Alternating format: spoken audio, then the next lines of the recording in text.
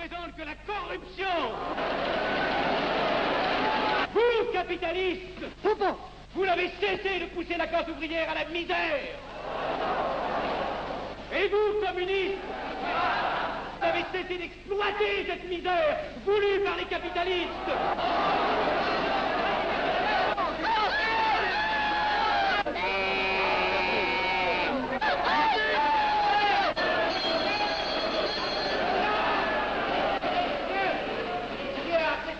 Et vous tous, parlementaires, désuets et périmés, insultez-moi le parlementarisme.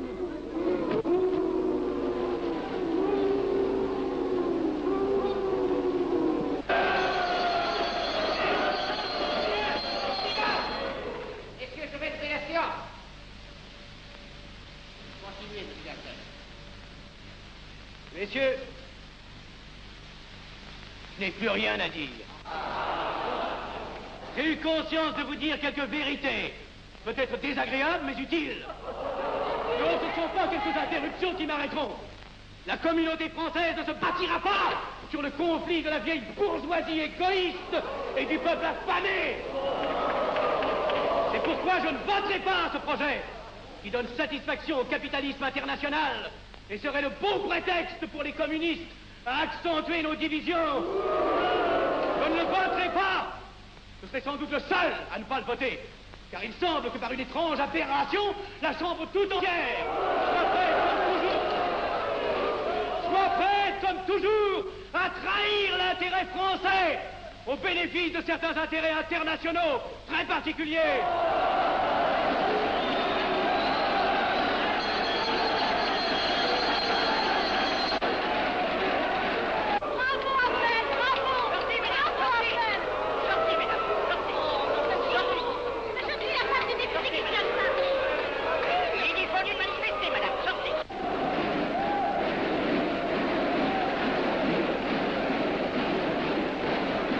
Il a du courage, ce petit Avenel. Ces petits nationaux trop puritains nous font perdre notre temps. Il faudrait l'éduquer un peu. De quelle loge est-il? Il n'est pas de chez nous, mon frère Dubois. Tout s'explique. Voilà un garçon intelligent qui a besoin d'une méthode et de conseils. Présentez-le donc. Il est sensible, il faudra procéder avec précaution. Envoyez-lui la rivière, il saura le persuader. J'y vais.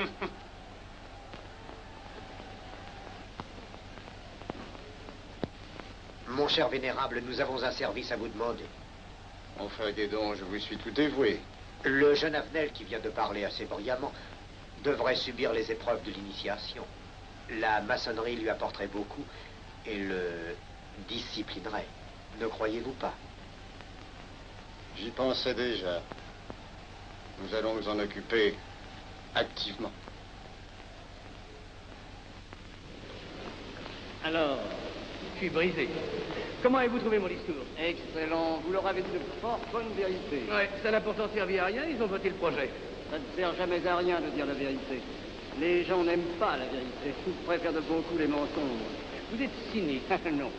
J'ai une certaine expérience politique, déjà ancienne. À propos, voulez-vous venir un peu avec moi? J'ai quelque chose à vous dire. Volontiers.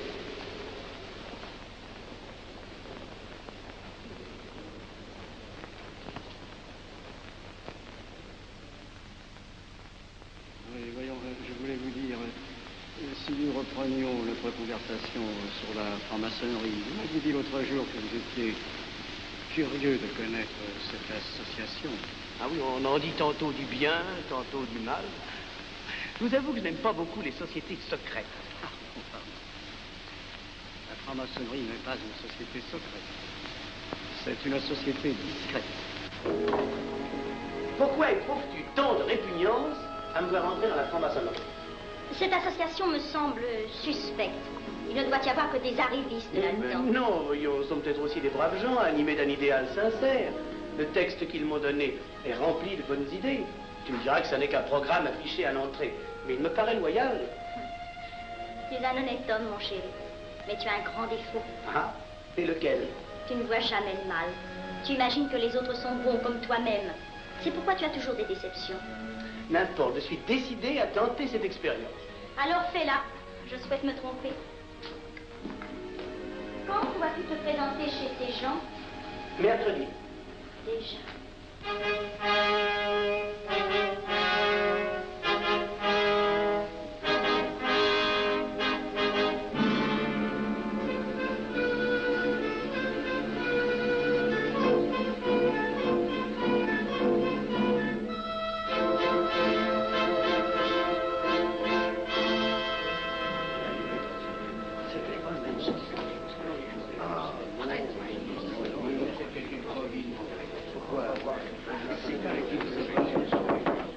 Mes frères, les travaux reprennent force et vigueur. La tenue du comité a voté l'interrogatoire du profane Avenel. Nous allons lire les rapports confidentiels de nos enquêteurs.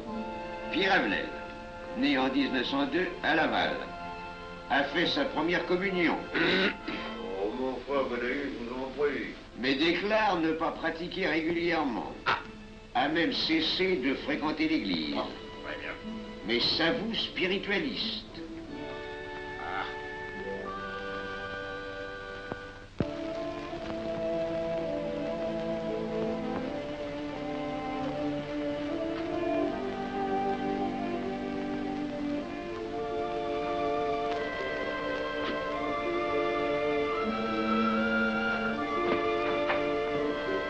Monsieur, voulez-vous me citer?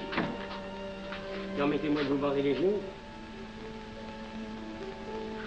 Mes frères, le profane Avenel, qui nous est recommandé par notre frère Gainsbourg, vice-président de la Chambre, est député.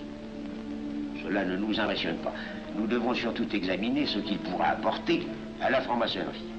Il nous faut des gens qui servent notre ordre et contribuent à sa puissance. Pour l'instant, il paraît afficher des idées nationales un peu trop absolues. Mais enfin, je voudrais vous prévenir d'une chose. Comme il est de notre intérêt de tenir en main un grand nombre de parlementaires, il vaudrait peut-être mieux ne pas lui poser des questions qui pourraient le choquer. On nous le signale comme assez sensible sur les questions spirituelles ou religieuses. Quand il aura travaillé quelque temps parmi nous, il aura évolué.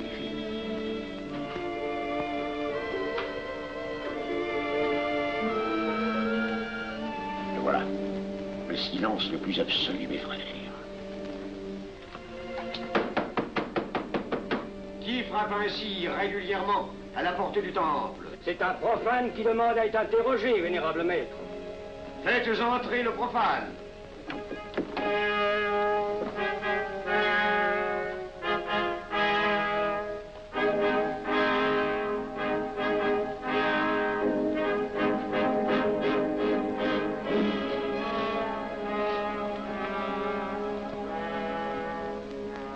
Monsieur, vous avez déclaré vouloir faire partie de la franc-maçonnerie. Mais nous désirons savoir qui vous êtes.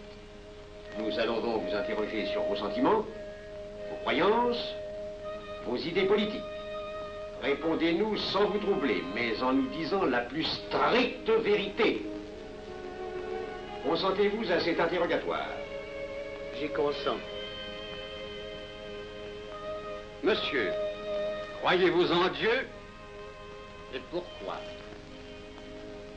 Vous semblez être déçu par ce premier contact avec la maçonnerie. Mais l'interrogatoire est assez pénible. J'ai dû paraître ridicule. Vous vous trompez. D'autres qui sont passés avant vous ont moins bien répondu. Vous avez été reçu avec une majorité convenable, 16 voix contre 10. Comment, j'ai eu 10 voix contre moi? Non, non. 2 seulement. 2. Mais les voix d'opposition comptent pour 5. Ah, un opposant de plus, et vous étiez plaqué. La maçonnerie est difficile sur le choix de ses candidats. Pas assez, mon cher, pas assez. Je dois même vous avertir que lorsque vous serez en loge, vous serez déçu. Le milieu maçonnique est épouvantablement médiocre. Vous verrez que vous nous apporterez plus que vous ne recevrez. Mais ces rites dont vous m'avez parlé, ces initiations mystérieuses... De bêtises. Il y en a qui y attachent un certain sens symbolique. La plupart des maçons rient eux-mêmes de ces vieilles pratiques désuètes.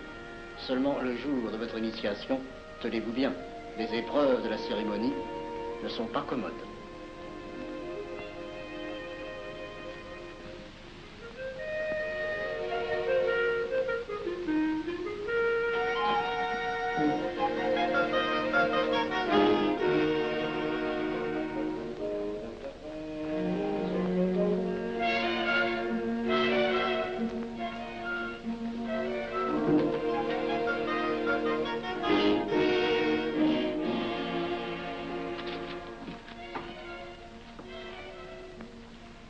Bon. Attendez à la buvette, là. On viendra vous chercher.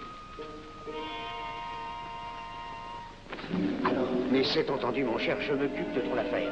Tu peux compter sur moi. Mais c'est entendu. Excuse-moi, la tenue va commencer, je suis un peu en retard. Viens.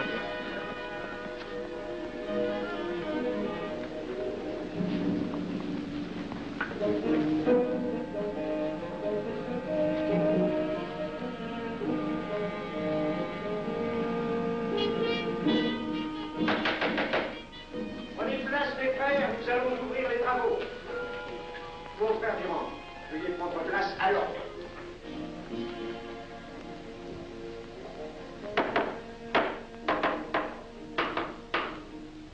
Frère premier surveillant, êtes-vous franc-maçon? Mes frères me reconnaissent comme tel, vénérable maître. Frère second surveillant, quel âge avez-vous? 3 ans, vénérable maître. Frère premier surveillant, quel est le premier devoir d'un surveillant en loge? Vénérable maître, c'est de s'assurer que le temple est couvert. Veuillez vous en faire assurer par le frère couvreur.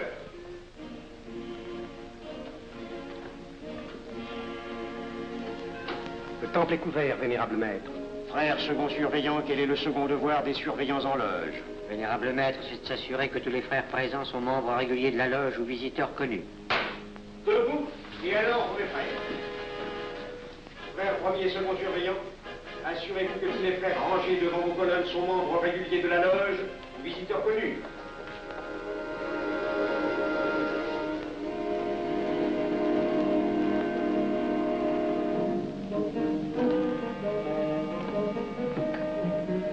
Vénérable maître, les frères qui décorent l'une et l'autre colonne sont membres réguliers de la loge ou visiteurs connus. Il en est de même à l'Orient. Frère premier surveillant, à quelle heure les francs-maçons opèrent-ils leurs travaux? À midi, vénérable maître. Quelle heure est-il, frère second surveillant? Il est midi, vénérable maître. Puisqu'il est l'heure du travail, frère premier et second surveillant, invitez les frères de vos colonnes à se joindre à vous et à moi pour ouvrir les travaux de la respectable loge des enfants de l'univers Orient de Paris, au grade d'apprenti, en la forme accoutumée. À moi, mes frères, par le signe, la triple batterie et l'acclamation.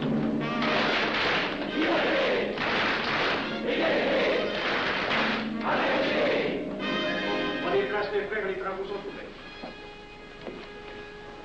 Mes frères, l'ordre du jour appelle l'initiation du profane Avenel. L'atelier a voté dans une précédente tenue la mission du dit profane. Nous allons donc ce soir le recevoir solennellement. Mon frère couvreur, veuillez aller chercher le profane Avenel qui a écrit son testament philosophique dans le cabinet de réflexion.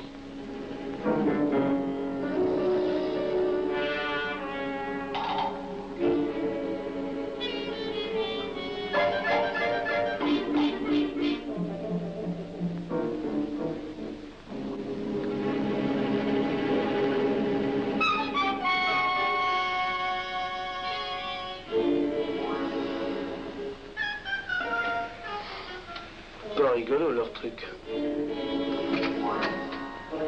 Monsieur, veuillez me suivre.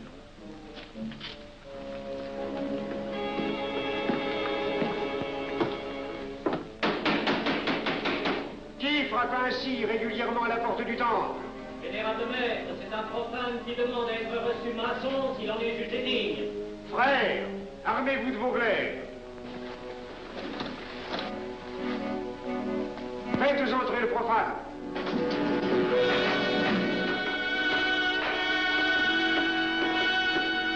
Laissez-vous, monsieur.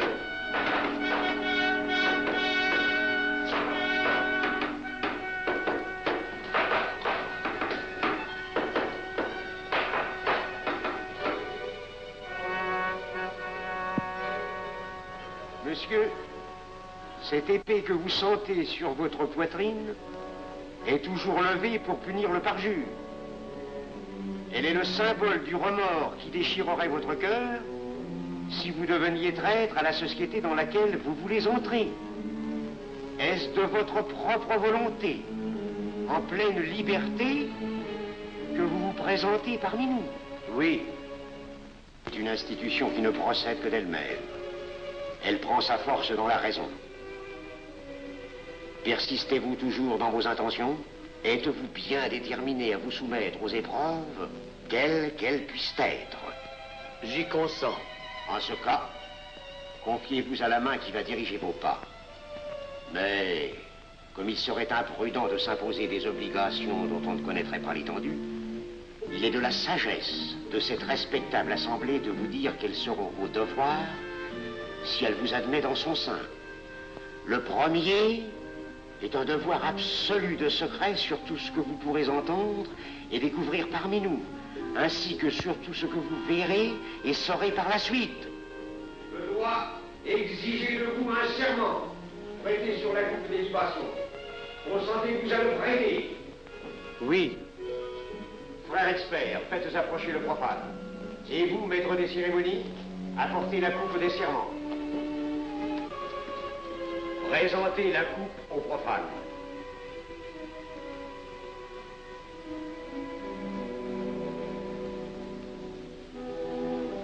Prononcez avec moi le serment.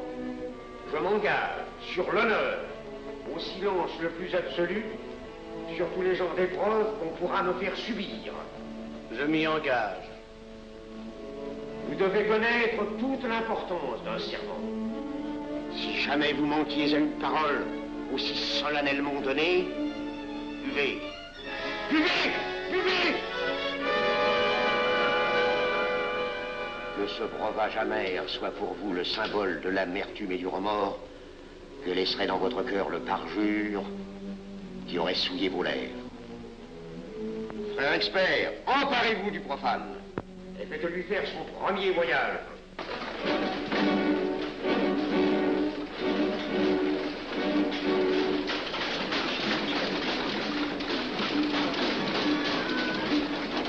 Voilà, c'est un profane qui demande à être reçu maçon.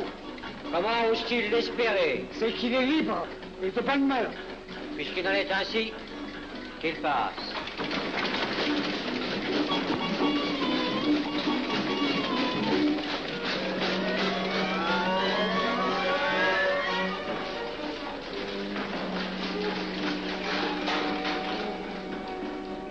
Monsieur, le voyage symbolique que vous venez de faire est l'emblème de la vie humaine. Le bruit que vous avez entendu figure les passions qui l'agitent. Les obstacles que vous avez rencontrés peignent les difficultés que l'homme éprouve et qu'il ne peut vaincre ou surmonter que grâce à l'aide qu'il trouve dans ses semblables. Frère expert, faites faire le deuxième voyage.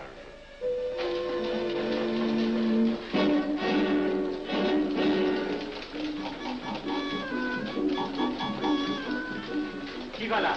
C'est un profane qui demande à être reçu maçon. Comment ose-t-il l'espérer? C'est qu'il est libre et de bonne mœurs. Puisqu'il en est ainsi, qu'il passe, et qu'il soit purifié par l'eau.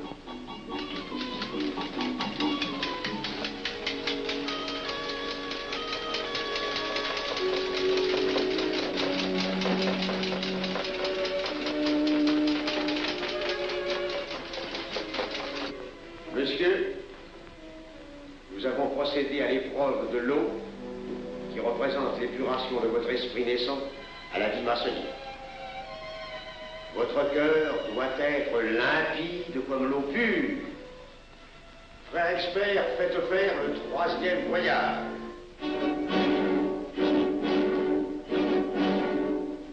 Qui va là? C'est un profane qui demande à être reçu maçon. Comment ose-t-il l'espérer? C'est qu'il est libre et de bonne mœurs. Puisqu'il en est ainsi qu'il passe par les flammes.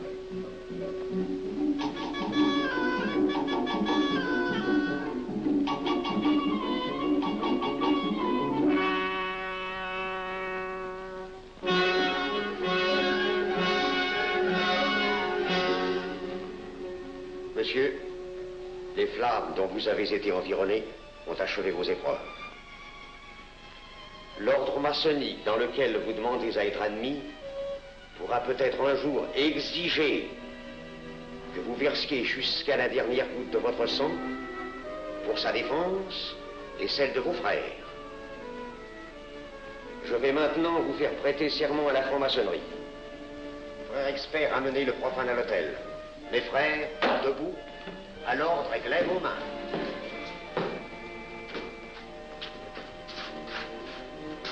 Moi, Pierre Avenel. Moi, Pierre Avenel. De ma propre et libre volonté. De ma propre et libre volonté. En présence de cette respectable assemblée de maçons. En présence de cette respectable assemblée de maçons. Je jure et promets solennellement. Je jure et promets solennellement. De ne jamais révéler aucun des mystères de la franc-maçonnerie qui vont m'être confiés. De ne jamais révéler aucun des mystères de la franc-maçonnerie qui vont m'être confiés. Quelle idée saugrenue ton mari a-t-il de se faire recevoir franc-maçon? Je lui ai déconseillé tant que j'ai pu, mais tu sais comme il est entêté. Il va se trouver dans un milieu d'arrivistes si médiocre. On l'a pourtant bien prévenu. Pourvu qu'il ne lui arrive rien. Il y a tant d'histoires qui courent sur le compte de ces sociétés secrètes. Ne t'inquiète pas, Pierre. Il saura se tirer d'un mauvais pas. Prudent. Pas assez. Monsieur, le serment que vous venez de prêter ne vous donne-t-il aucune inquiétude? Consentez-vous à le renouveler lorsque vous aurez reçu la lumière? Je le renouvellerai.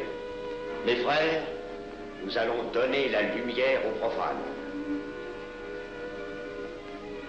Frère couvreur, préparez-vous à accomplir votre office. Que la lumière lui soit donnée à mon troisième coup de maguet.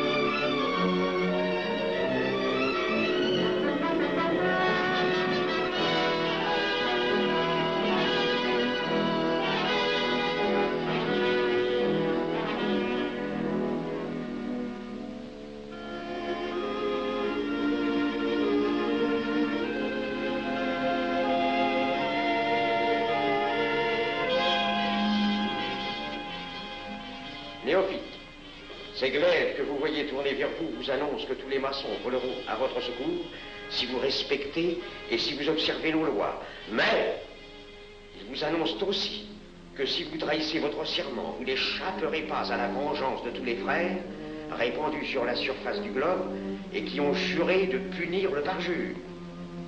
Le jurez-vous, mes frères? Nous le jurons.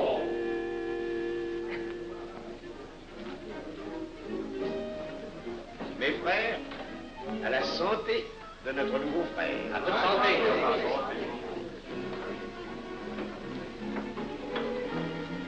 Mon très cher frère, qu'est-ce que vous pensez de cette soirée? Eh bien, c'est curieux. Cette cérémonie est très impressionnante. Mon cher frère, pourrais-je vous laisser ma carte au cas où vous auriez besoin de mes services? Je vends de tout. De la bonneterie, des chaussures, du savon à des prix invraisemblables. Tu permets, mon cher Lévi-Stein? Je t'en prie. Mon frère Abnel, nous allons bientôt vous mettre à contribution. Oui, un de nos amis de notre loge voudrait un bureau de tabac. Le Grand Orient est submergé de demandes en ce moment. Avec vous, ça ira peut-être un peu plus vite. Volontiers. Je vous remercie. Ah, dans quelque temps, je vous parlerai aussi d'une autre affaire. Depuis plusieurs années, j'ai droit à la Légion d'honneur. Je ne m'en suis jamais occupé, je n'ai pas voulu déranger nos amis pour ça. On leur demande déjà tellement de choses, n'est-ce pas? Vous m'aiderez? À votre service. Merci beaucoup. Alors, au revoir. Ah non, pas comme ça. Voyez-vous, des petits coups secs avec le pouce, là, comme ça. Pam, pam, pam. Essayez. Pam, pam, pam. Et ben voilà. Avec ce signal-là, on ouvre toutes les portes.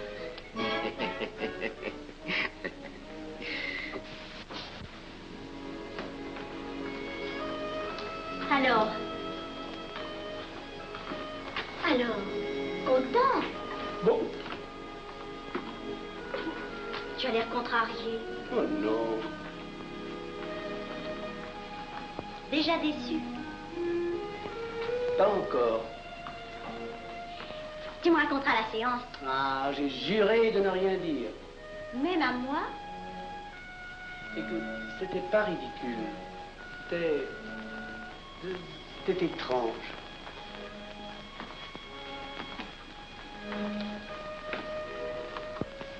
Mon chéri. Oh, mon chéri, c'est idiot, mais j'ai peur pour toi. Qu'est-ce que tu veux qu'il m'arrive? Oh, mon grand.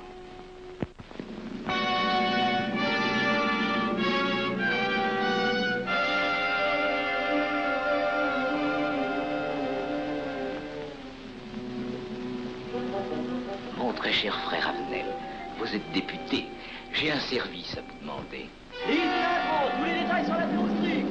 Mon très cher frère, si vous pouviez m'obtenir cette place, vous me feriez plaisir. Mon cher, donnez donc un coup de téléphone au préfet, qu'il m'ôte cette contravention. Demandez la liberté, le scandale fascinateur. Mon très cher frère Avenel, j'ai besoin d'un bon témoin de moralité dans un procès. C'est un de nos frères qui passe en correctionnel. Il est bien un peu coupable, mais avec un peu d'appui. Et pour manifester cette solidarité maçonnique, je suis sûr que vous voudrez bien vivre. L'arrestation du banquier Charles Lévy. Le crime des banques coopératives. Un nouveau scandale financier.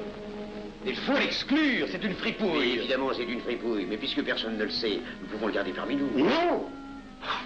Mais je comprends très bien vos réactions, mon cher Avenel. Mais tenez, je vais vous citer un exemple. J'ai vécu pendant 20 ans en maçonnerie avec un frère que je considérais comme un escroc. Ben, je n'ai rien dit, parce que c'était un excellent maçon. Nous ne sommes pas du même avis.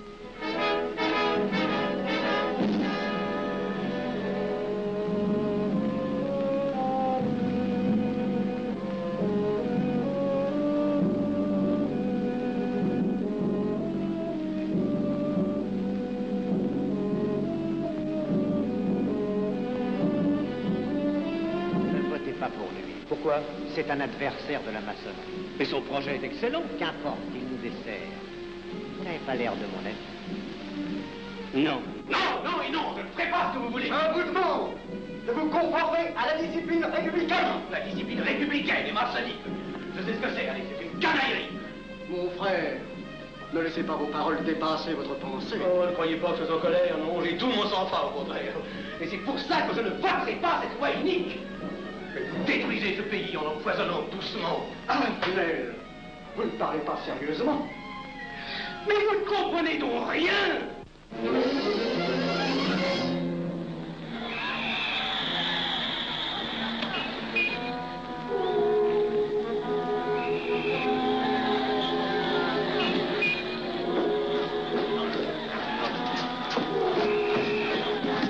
Que se passe-t-il? Regardez.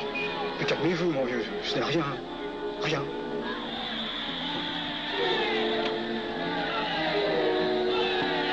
Que croyez-vous qu'on doit faire? Rien. Surtout rien. Pas de pareil cas il faut attendre. Et croyez-moi, il n'y aura pas d'incident. Tous ces gens vont rentrer se coucher. Ils sont fatigués d'avoir crié.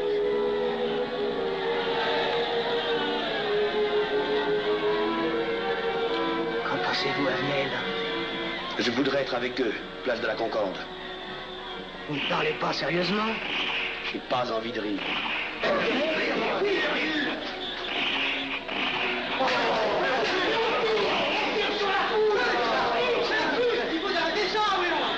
Mais surtout, il faut arrêter ça.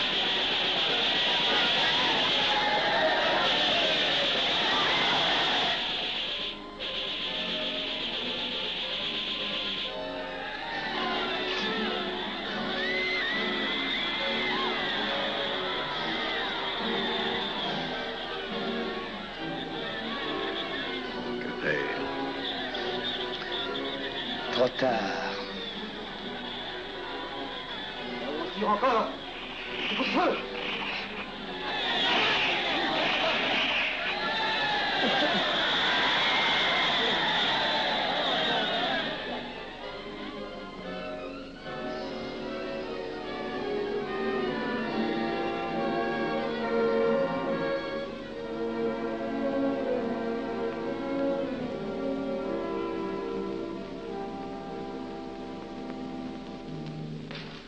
messieurs, nous avons établi définitivement la liste des membres de la commission d'enquête. Tout le monde est bien d'accord pour la soumettre au vote de la Chambre. Pas d'objection? Le projet est accepté à l'unanimité. La séance est levée.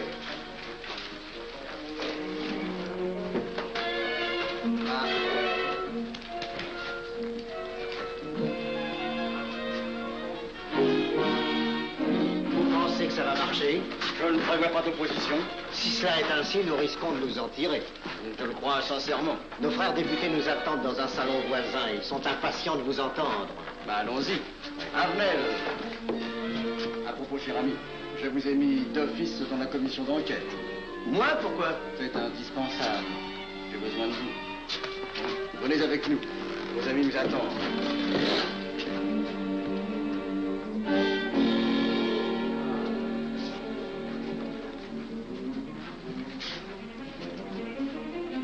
Mes frères, puisque nous sommes entre nous, je puis vous dire bien confidentiellement que nous allons traverser ces événements graves sans trop de dommages. La commission vient d'accepter tout à l'heure les listes que nous avons proposées pour la commission d'enquête. Beaucoup de nos adversaires en font partie, mais dans l'ensemble, les maçons sont encore en majorité. Rassurez-vous donc, ni la République ni la maçonnerie ne sont perdues. Elles ont traversé une crise grave. Elles sortiront renforcées de cette épreuve. Merci.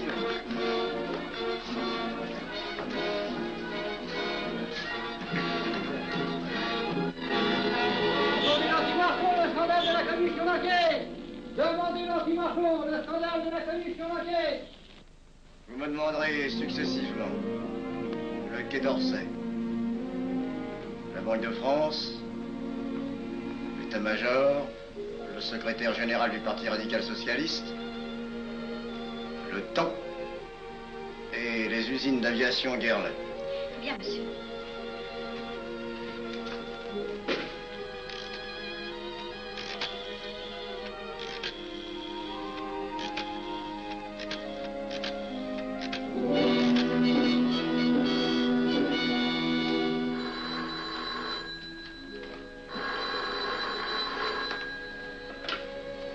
Allô, le chef de cabinet du ministre.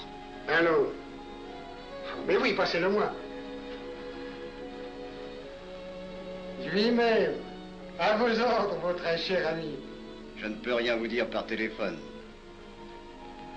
Il pleut. Vous me comprenez? À merveille.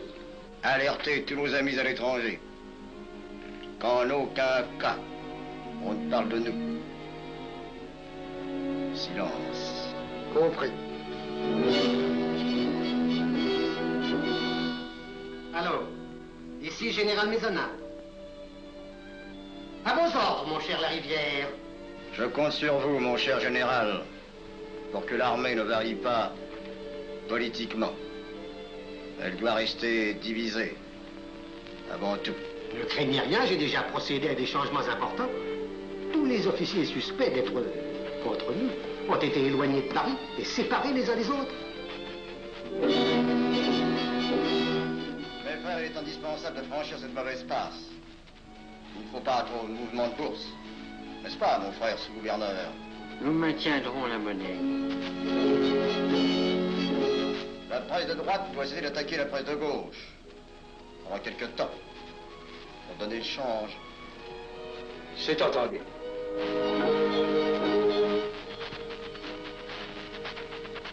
Les partis de gauche doivent faire entente avec ceux du centre. Et ceux de l'extrême gauche. De la sorte, nous contrôlons le peuple. Bloc populaire. Mieux. Front populaire. Bien. Quant à vous, mon cher Garlet, j'ai reçu ce matin une communication d'étrangers. On nous demande d'envoyer immédiatement du matériel d'aviation en Espagne. Moyennant quoi nous aurons tous les appuis politiques nécessaires. Même nos prototypes. Surtout nos prototypes. Ne croyez-vous pas que ce serait dangereux pour notre défense nationale? Faites ce que je vous dis.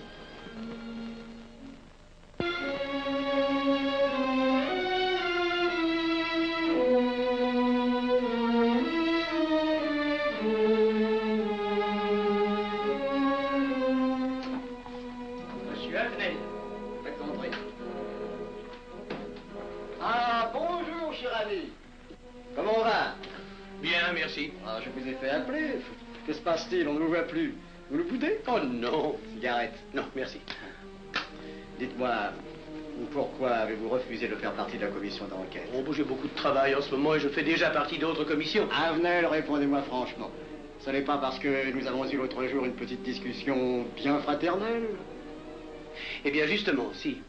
Je voudrais vous parler de la franc-maçonnerie. Ah, mais bien, voyons, mais bien entendu. Asseyez-vous. Ah. Alors? Ah. Je vous écoute. Eh bien, voilà, vous avez été mon présentateur, je vous dois une explication. Je suis décidé à déposer ma démission.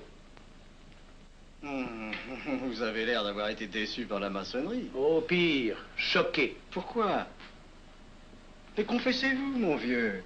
Vous ne serez pas le premier maçon qui m'aura ouvert son cœur. Qu'est-ce qu'on vous a fait? Mais à moi, personnellement, rien. Mais je trouve ce milieu maçonnique... pourri d'arrivistes écœurants. Je vous l'accorde. Ah, je ne vous le fais pas dire. Oh, croyez-vous que je sois dupe? Bah alors je ne comprends pas. Tant de vertu affichées sur le programme à la porte. Tant de mystère à l'intérieur pour ne cacher que ces petites combines, ces appétits de comitards. Je m'attendais à trouver des hommes dévoués, sinon supérieurs. Au lieu de ça, je n'ai rencontré que des quémandeurs de bureaux de tabac ou de décoration. Ou alors des fripouilles qui cherchaient à m'utiliser pour échapper à des condamnations. En dehors d'eux, des phraseurs, des sectaires ignorant tout, ne connaissant rien de l'histoire de leur pays, rien de l'histoire du monde, rien de la politique, rien de la philosophie, rien. Ah, des cerveaux vides, mais des dents longues et des langues folles.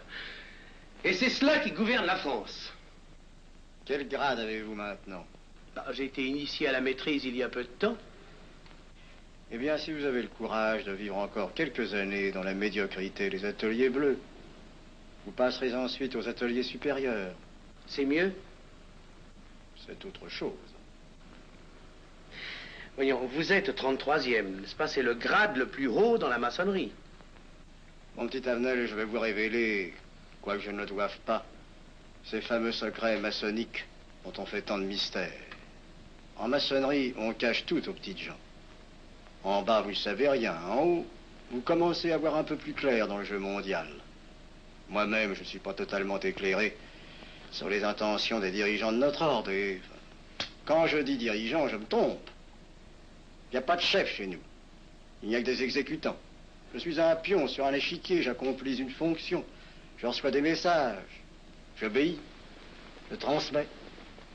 J'agis. Mais qui dirige? Personne. C'est beaucoup plus compliqué et simple en même temps qu'on ne pense. Qu'est-ce que la maçonnerie?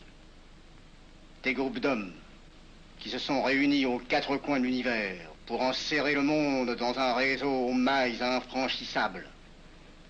Nous sommes 50 000 en France, 500 000 en Angleterre, 3 millions en Amérique, c'est peu. Mais c'est énorme, parce que nous formons un bloc uni d'une seule volonté. Nous rayonnons partout, nous commandons partout. Ici, 300 parlementaires sont francs-maçons. En Angleterre, le roi fait partie de notre ordre. Aux États-Unis, le président est 32e.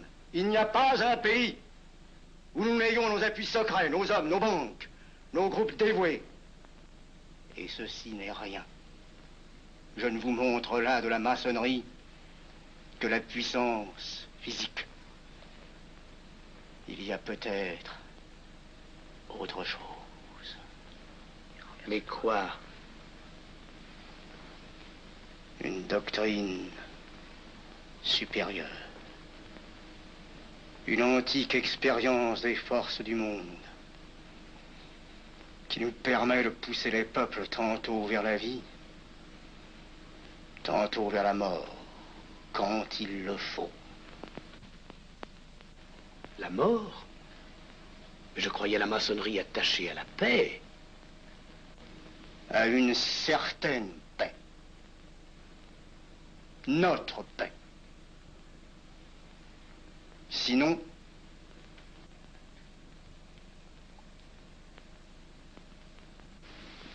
alors, cette démission? Je vais réfléchir.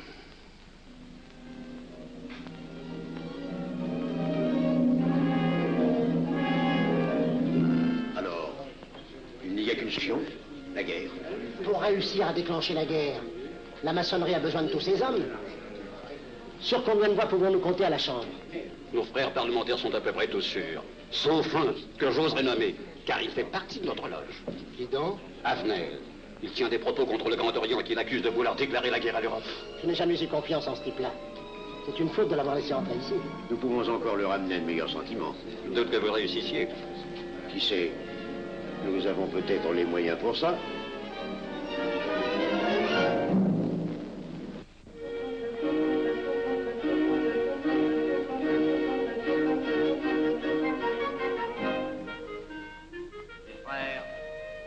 L'aviation allemande n'a pas d'appareil.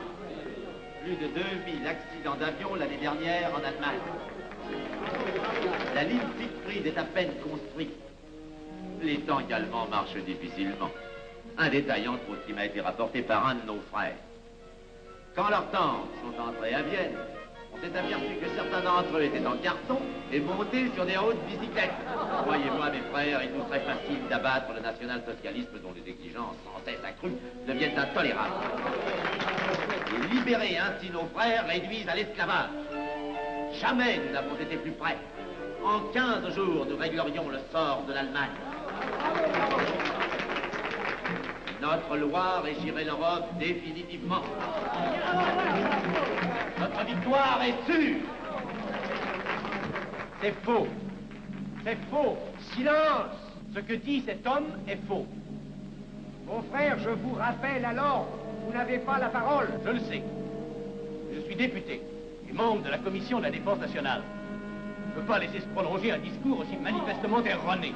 Les appréciations de monsieur... De notre frère, Liechtenstein. Oui, si vous voulez. Sur l'état de l'armée que possède l'Allemagne sont des mensonges. Y ajouter foi serait de la stupidité. Mais pourquoi vouloir une guerre entre l'Allemagne et la France? Mon frère, vous n'avez pas la parole. Peu m'importe. Mais je tiens à dire qu'aucun motif réel de conflit ne peut être invoqué. Vous le direz tout à l'heure, après l'exposé de notre frère. Non, je la dirai immédiatement, avant d'entendre des stupidités bellicistes. Mais vous tous, maçons, vous poussez à la guerre.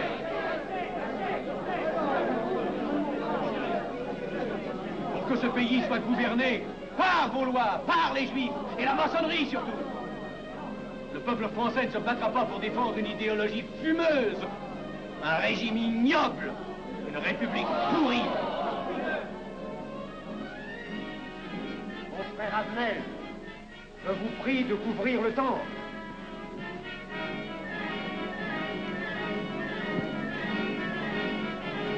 Vous êtes tous des menteurs et des faussaires. Tout chez vous n'est qu'une sinistre comédie.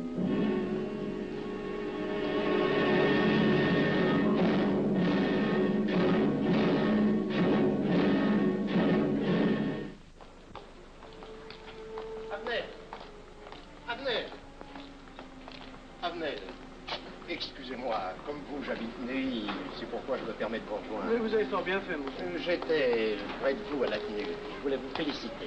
Oh, merci. Vous avez très bien fait de leur crier des vérités. Ce sont des fous. Malheureusement, il est impossible de leur faire entendre raison. Les événements sont pourtant indiscutables. Oui, oui. Dites-moi, j'ai des documents confidentiels sur l'action actuelle de la maçonnerie qui peut-être vous intéresseraient. Des documents? Oui, oui, des documents. Vous êtes député, il serait utile et urgent que je vous les communique. Mais je crois bien, où sont-ils? Chez moi, pas très loin d'ici. Si vous avez quelques minutes. Oui, volontiers, allons. Alors, qu'est-ce qu'on décide? Pétard ou couteau? Le couteau, ça fait moins de bruit. Attention, les voilà.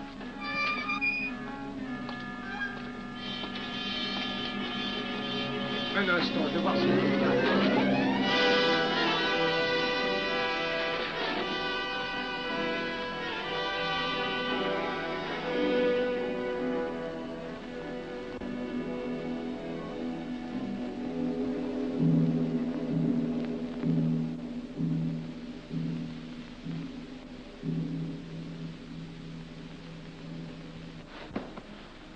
t'inquiète pas, mon chéri.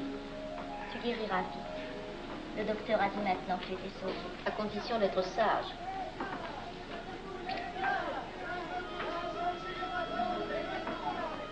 Qu'est-ce qu'on entend? C'est la mobilisation générale, mon chéri. Quoi, la mobilisation? Ne t'agite pas, je t'en supplie. Je n'aurais pas dû te le dire, mon Dieu.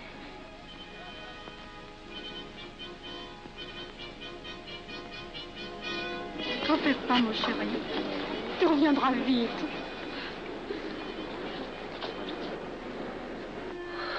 Les brutes. Ils sont arrivés. Ils ont réussi à déclencher leur guerre. Oh, ne bouge pas. Tes plaies sont à peine fermées. Si j'étais pas tombé sous les coups de ces criminels, j'aurais peut-être pu arrêter ça. Mais non, tu n'aurais rien pu empêcher, mon chéri. Ces hommes sont plus forts que toi. Ils ne t'auraient pas manqué.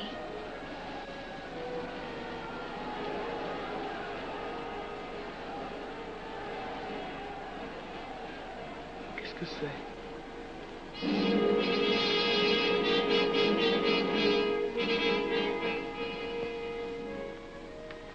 Les malheureux. S'ils savaient ce que je sais.